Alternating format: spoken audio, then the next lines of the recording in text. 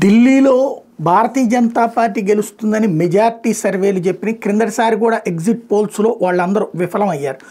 ఈ దఫా ఏమవుతుందన్నటువంటి ఆసక్తి ఉంటే ఓవరాల్గా మొత్తం 3 సంస్థలు మాత్రమే గెలుపులో తేడా అని చెప్పుకొచ్చింది. అందులో ఒకటి జాతీయ సంస్థలో ప్రిసైడ్ వాళ్ళు వచ్చేటప్పటికి బీజేపీకి కేవలం 18 నుంచి 23 వస్తాయని, ఆమ్ ఆద్మీ పార్టీకి 46 నుండి 52 వస్తాయని అంచనా వేసింది. అదే సందర్భంలో మైండ్ బ్రింక్ మీడియా అనేటటువంటిది కూడా బీజేపీకి 21 నుండి 25 వస్తాయని, ఆమ్ ఆద్మీ పార్టీకి 44 నుండి 49 వస్తాయని అంచనా వేసింది.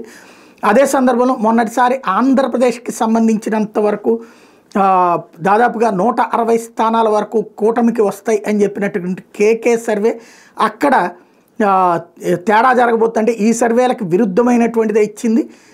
భారతీయ జనతా పార్టీ ఓటమి పాలవుతుందని, ఆమ్ ఆద్మీ పార్టీ విజయం సాధిస్తుందని ఇచ్చినటువంటి అంచనాల నేపథ్యంలో ఓవరాల్గా ఫలితాలు అయితే 8వ తారీఖుకి వస్తాయి. ఈలోపు ఎవరి లెక్కలు వాళ్ళకు ఉంటాయి.